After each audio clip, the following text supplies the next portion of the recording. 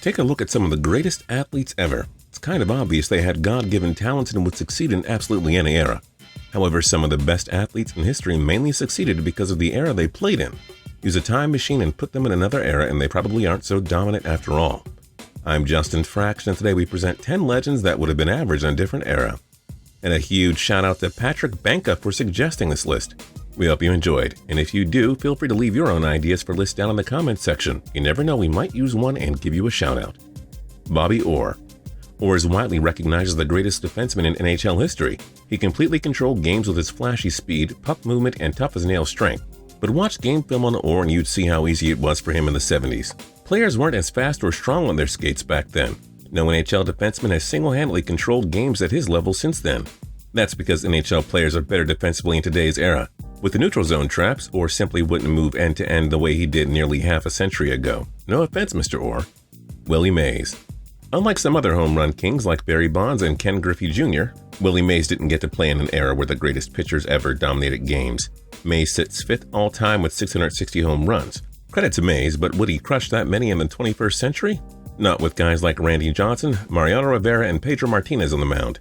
Pitchers now clock over 100 miles per hour. The movements on their pitches are crazier than ever before. It's just hard to see how Mays would have hit that many homers in a more pitcher-dominated era. Stephen Curry. No offense to Stephen Curry, but if he wasn't a record-breaking three-point shooter, he'd be a fairly average NBA player. While Curry's playing in an era where the three-point shots are bigger than ever before, we would have liked to have seen him play in the 70s or 80s. Those leagues were dominated by big forwards. Players got away with elbows and roughness. Curry wouldn't have had the game to play against the big men like Oscar Robertson or Jerry West. He wouldn't have had a big role in any team's offense, nor would he be able to handle the physicality of the 70s and 80s. Mike Haynes.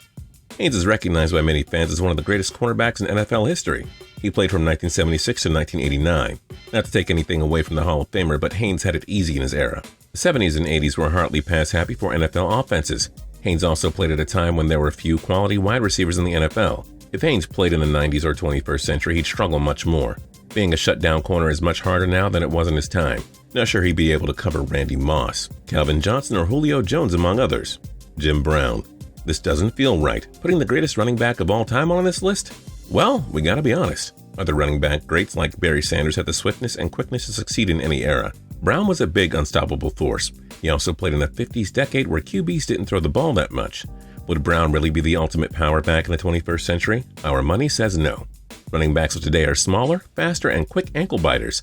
We just don't know if Brown could do that in today's NFL. Martin Brodeur.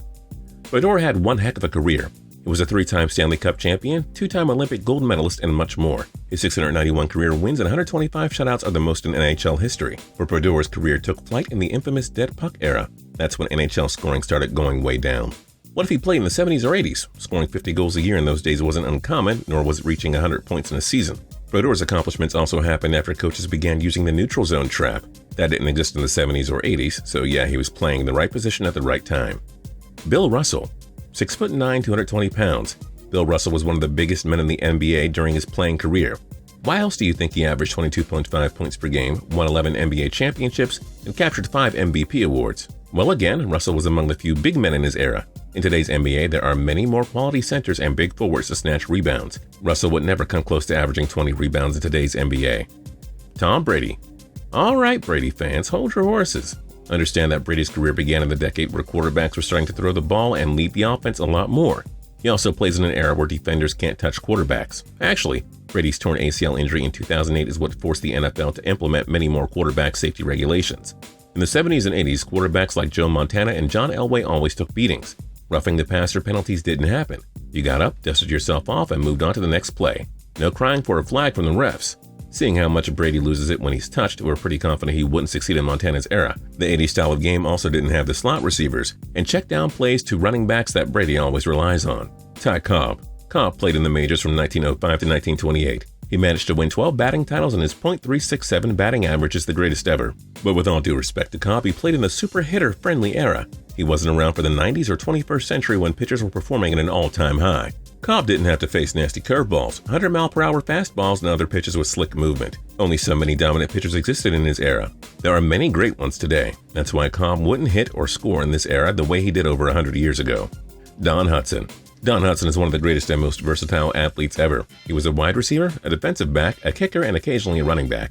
Hutson was a 3-time NFL champion and 2-time NFL MVP.